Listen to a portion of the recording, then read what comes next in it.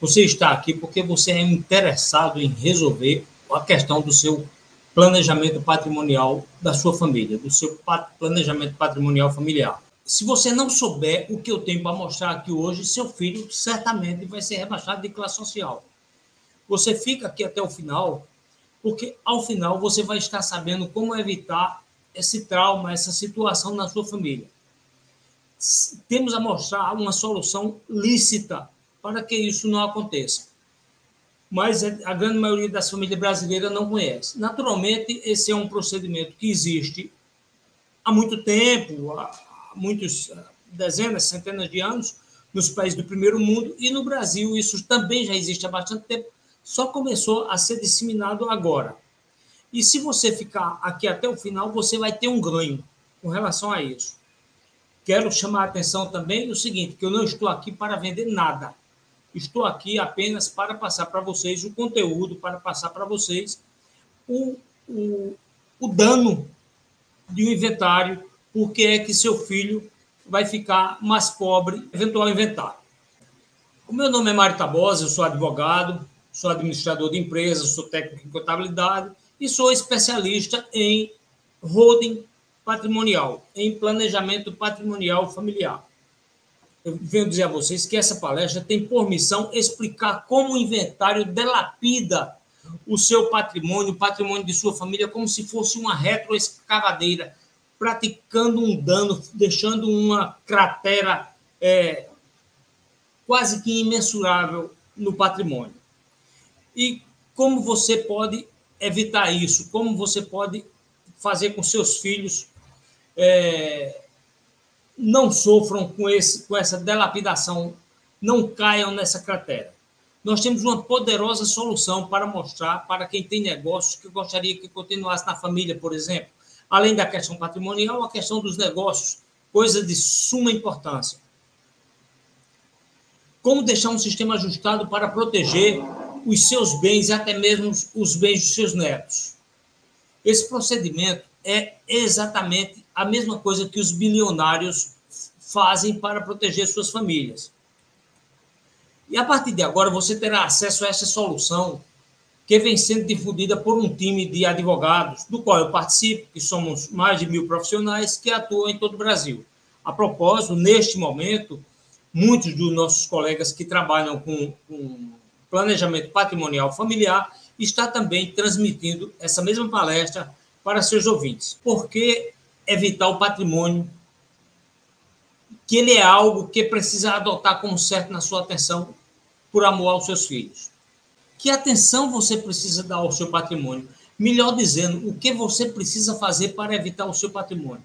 Nós vamos estar, como eu disse, deixando aqui ao final, fique até o final, que você vai perceber isso, perceber que o que você vai fazer é um ato de amor, porque você não precisa disso para nada. Seus bens não vão com você. Seus bens vão ficar para seus filhos e netos. Então, o que você precisa fazer para que seus bens fiquem por inteiro para seus filhos e netos é parte do conteúdo dessa palestra. Ao final, você vai estar sabendo disso. Minha missão aqui é nunca mais ver algumas situações que eu vivi no meu escritório. Como dessa família, por exemplo. Vou passar o slide aqui para vocês. Essa família, nós temos aí, são nomes ilustrativos, né? O Júlio, a Rosana e o Rafael. O Júlio e Rafael, chegou o dia da transmissão da herança e eles tinham um inventário para deixar para o Rafael. Que situação é essa? Passa-se pelo inventário, o inventário vai delapidar esse patrimônio. Vocês vejam que um imóvel que adquirido há 20 anos, ele pode estar na sua declaração de imposto de renda, pode ter sido adquirido por R$250 mil, por exemplo, e vai estar na sua declaração de imposto de renda por esse valor. Só que ele hoje vale R$1.150.000. Para você fazer um inventário, você vai gastar R$80 mil de impostos, algo em torno de 7%. Aqui na Paraíba, 8%. Honorários advocatícios fica em torno de 7%, aproximadamente. Cartório, uma despesa estimada de R$5 mil. Certidões, despesa estimada de R$ 3.000 e a parte de registro de imóveis, R$ 7.000. Nós estamos dizendo aqui que desse patrimônio de R$ 1.150.000, seu filho vai estar perdendo R$ 176.000. Ou seja, se ele dispuser desse dinheiro, ótimo, assim, entre aspas, porque ele perde esses 176 mil.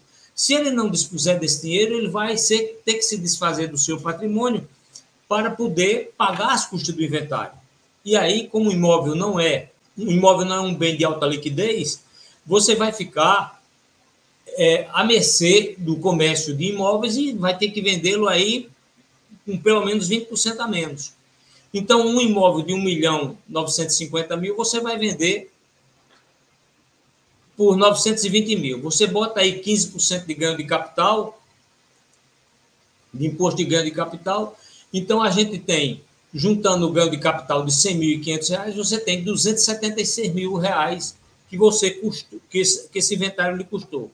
80 mil de impostos, 80.500 de honorários, cartório 5.000, certidões 3.000, registro de imóveis mais 7.000, ganho de capital, a tributação do imposto de renda, R$ 100.500, você tem aí seu patrimônio delapidado em R$ 276.000. Considerando o valor da venda de 920 mil, você vai ficar com um saldo final de R$ 643.000. Seus herdeiros vão ficar com um saldo de R$ 643.000, o que significa uma perda patrimonial de R$ 506.000. A regra agora é, quem tem filhos e bens, quando morre, os filhos precisam fazer inventário. Essa é a regra, melhor dizendo, a regra é essa. Quem tem filhos, quando morre, os filhos precisam fazer inventário. No inventário, partindo do exemplo que foi dado, está delapidado ali 40% do seu patrimônio. A boa notícia é que você tem como evitar que seus filhos sejam enquadrados nessa regra. Tem como evitar o inventário? Como se faz isso? Realizando uma mudança de paradigma na sua vida. Quem não tem vida eterna não tem que ter patrimônio. E como se faz isso? Por meio de uma empresa que não faz nada. Sim, é uma empresa que não faz nada. A gente cria uma empresa uma chamada cédula cofre, onde você vai pegar seu patrimônio e depositar dentro dessa empresa. Ali eles vão ficar guardados. Feito isso, através dessa empresa, você vai transferir o seu patrimônio para seus filhos, ainda em vida. Tá aqui, seus filhos serão titulares da cédula cofre, que terá, por sua vez, o seu patrimônio lá dentro. Um sistema com economia tributária absurda. Compare. No inventário, você paga R$ 80.500 de imposto. Você paga mais R$ 80.500 de honorários advocatícios. No cartório, para a elaboração do inventário, você vai gastar R$ 5.000. Certidões, mais uns R$ 3.000. Registro de imóveis, mais R$ 7.000. Ganho de capital, você vai estar aí, não está aparecendo aqui no slide, mas nós mostramos lá atrás, R$ 100.500. Nesse sistema, você vai ter um custo de imposto de R$ 10.000, que é 4% em cima de 250 mil, além de cair a base de cálculo, que vai ser pelo valor do imposto de renda, cai também o percentual do imposto, que em vez de 8 cai para 4, em razão do valor. Os honorários, eles serão acordados, aí será o valor acordado aqui para esse patrimônio, digamos que fosse um valor de R$ 25.000. Muito menor do que os R$ 80.000 que você iria pagar pelos encargos do patrimônio, que é tabelado pela OAB. Despesa de cartório, não tem. Despesa com certidões, não tem. Registro de imóveis, cai para R$ 3.000. Então, nós estamos falando aqui de um custo de R$ 38.000. Uma diferença financeira de R$ 238.000, uma economia de 86%. Principal diferença, perda de patrimônio zero e o sistema cabe no seu bolso. Quando a gente vê o nome holding familiar, a gente imagina que esse sistema é para os ricos. Esse sistema é para pessoas que têm muito patrimônio. Não, não é isso. Aqui no Brasil, na verdade, ele começou por esse caminho de muito patrimônio.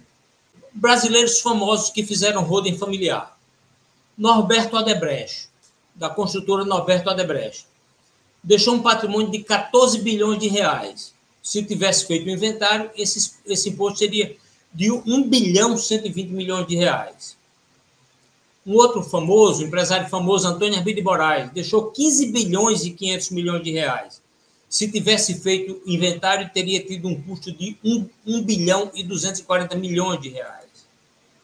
Roberto Marinho, da Rede Globo, deixou um patrimônio de 30 bilhões de reais.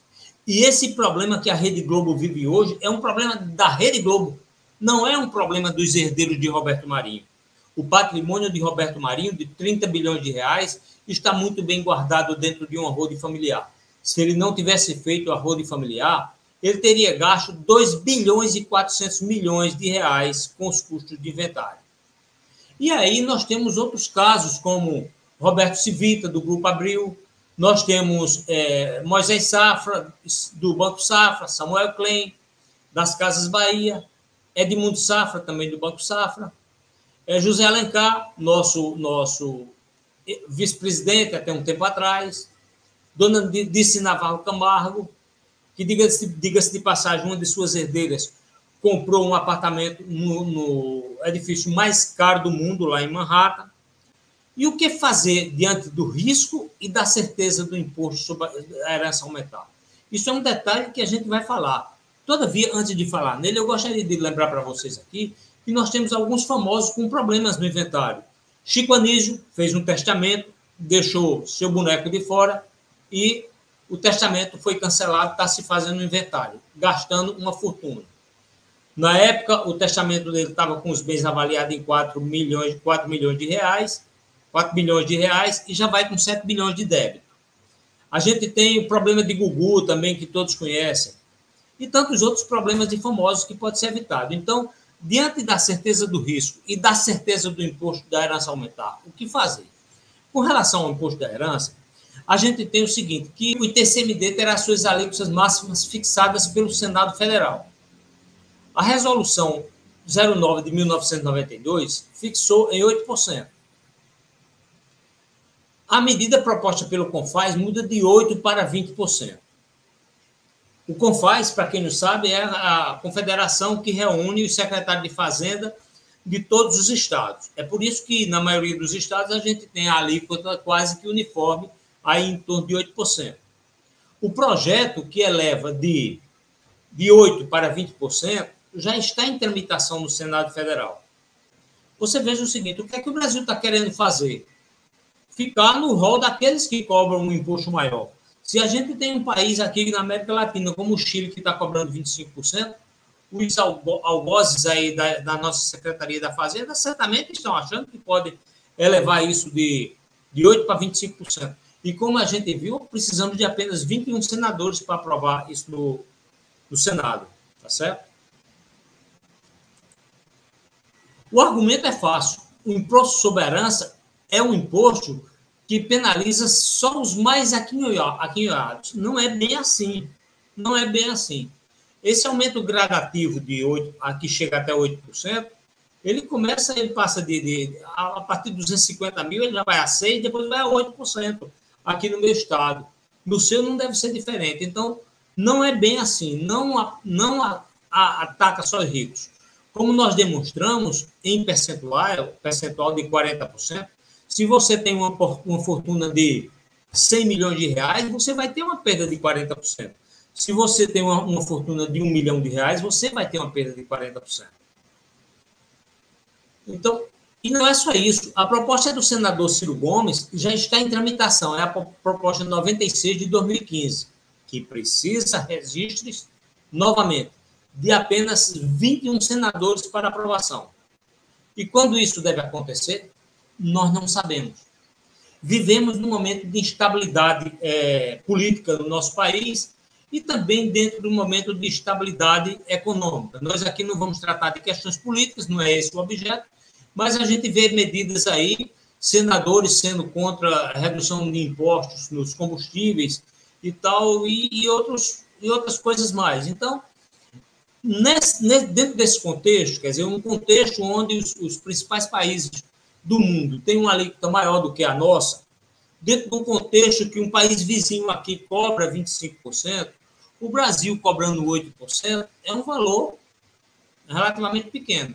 Só que, se é elevado de 8% para 20%, nós estamos elevando o custo do inventário de 40% para 55%. Então, lá naquele exemplo que nós demos, que você ficaria com 538 mil e lhe restaria e pagaria, teria um custo de 506, nós vamos ter uma situação inversa. Você vai gastar 538 mil em cima de um patrimônio de 1.150.000 e levar 500 mil, vai ser 55%, 60% do seu patrimônio. Então, essa situação, quando isso pode acontecer, essa mudança, ela pode acontecer já, a qualquer momento. E a situação, meus amigos, é que você pode evitar que isso aconteça. Você pode fazer com que as coisas não aconteçam desse jeito para a sua família. Tem um outro aspecto que não diz respeito ao inventário, mas diz respeito à condução da sua empresa. Se você é empresário, tem uma empresa familiar, batalhou durante anos, durante sua vida, adota um modus operandi dentro da sua empresa e sabe que, se a sua empresa não for conduzida naqueles termos que você propõe, que você propôs, que você usa no seu dia a dia, você sabe que, se você não fizer isso, você vai estar concorrendo para, junto com o inventário, levar seu filho, seu neto, seus filhos, seu neto, seus herdeiros, de um modo geral, mais do que a uma queda de classe social. Vão levá-lo a uma bancarrota. Eles vão falir. E com a falência, vem outros encargos, além daqueles que nós falamos no inventário. É necessário que você pense bem sobre isso. Veja bem, mais uma vez eu repito, que o propósito dessa palestra foi trazer para vocês informações sobre planejamento patrimonial familiar. Informações que entendemos ser de grande valia para o seu dia a dia, para o futuro da sua família, para os seus bens e de sua família. A propósito até das empresas familiares que nós comentamos, temos casos de empresários que, mesmo em vida, querem passar a condução dos seus negócios para os filhos. O momento é este. O momento é você fazer o planejamento patrimonial familiar e, neste planejamento, você define as regras de funcionamento do seu negócio e vai estabelecer essas regras e pode estabelecer prazo. Esse prazo pode ser até para além da vida dos próprios filhos, quiçá dos netos. É a critério de cada um, naturalmente. Cada caso é um caso a ser estudado de per si. Tá certo?